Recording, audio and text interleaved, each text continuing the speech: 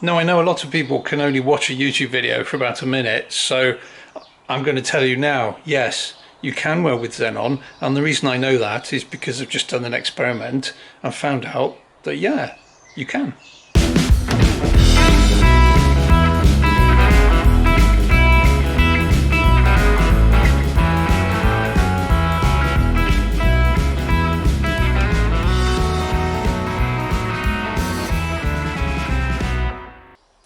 Hi, as some of you may know, I'm building a car at the moment from scratch and I'm welding up the frame. I've got about a week with nothing to do because I'm waiting for some tubing to come. So I'm going to do an experiment today that I've been wanting to do for at least 20 years. And that is, can you weld with Xenon? I've been on Google, there's not a lot there. In theory, you should be able to weld with Xenon. Don't panic, here is some science. Periodic table. Remember that from school? Don't worry, don't panic. Noble gases down the side here.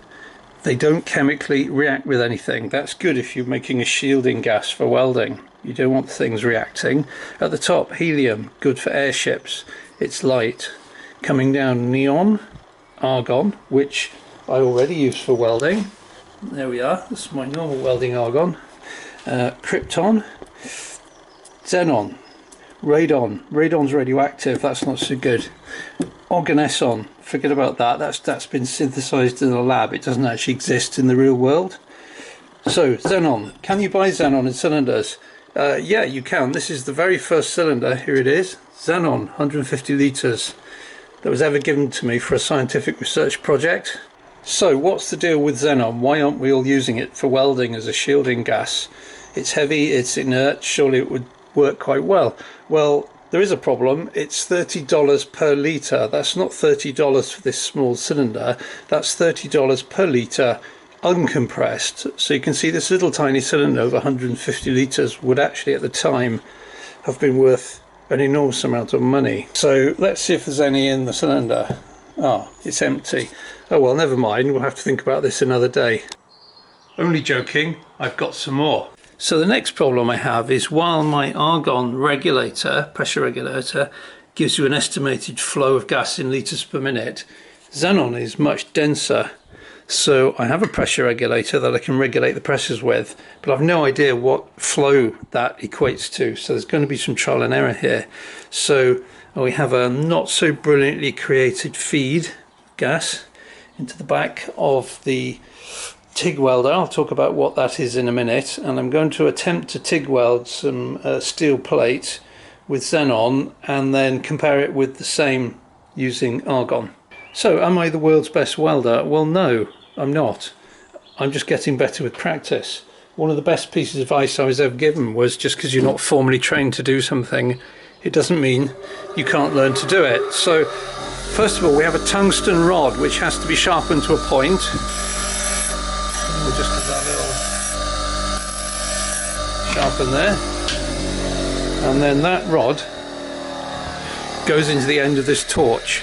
So for my experiment, I'm going to weld along here this piece of metal, scrap metal, to this piece of metal along this line.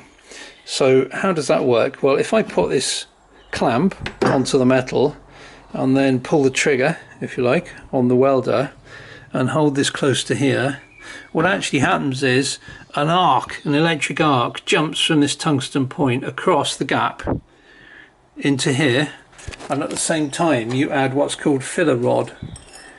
Think of it a bit like soldering, set with melted metal, and with practice you can run a bead of weld along here. So I'm going to do half with Argon and hopefully half with Xenon.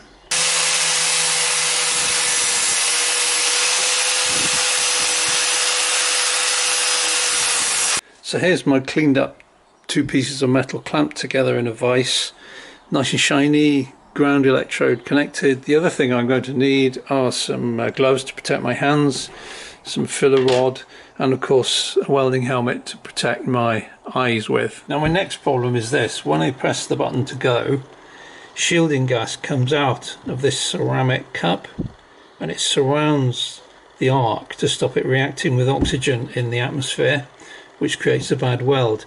Now I don't know what flow to use because I've no way of measuring the flow, so I'm literally going to have to just listen to it and see if it sounds about right, and then try and weld. If there's a lot of spluttering and coughing, then clearly I need a higher flow rate, so there's going to be a little bit of trial and error here.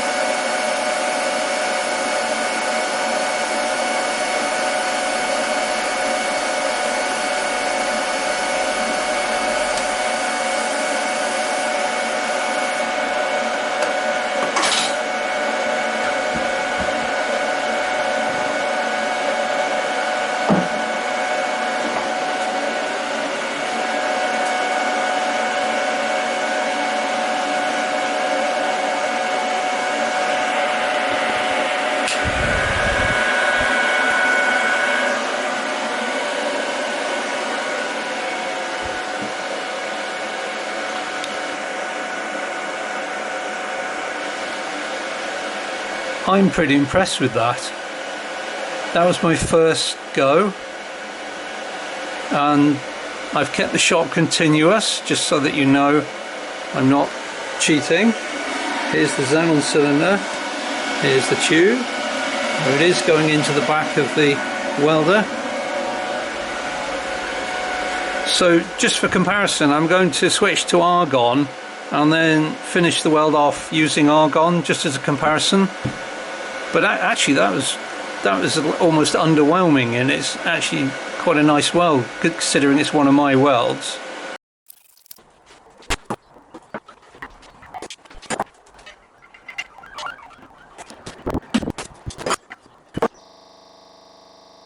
So I'll now finish the weld off using Argon.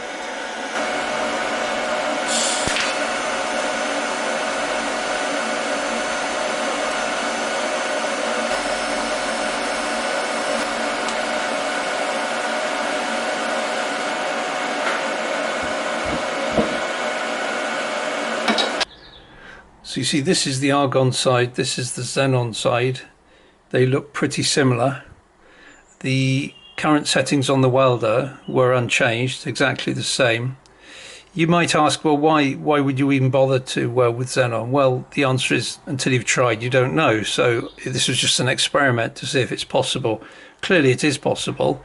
Is there any great advantage? Well, in theory there might be. Xenon is very poor conductor of heat, so if you wanted to keep the heat localized into the area of your weld, it might be that Xenon is slightly better than a cheaper shielding gas.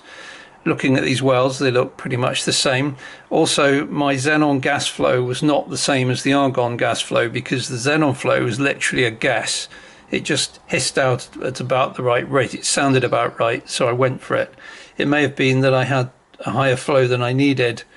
But anyway, the basic question was, can you weld with Xenon as a shielding gas? I couldn't find any evidence on Google that anyone has ever tried this, so I thought I would do it. And the answer quite clearly is yes, you can. Whether there's any benefit, I don't know, but you can certainly do it.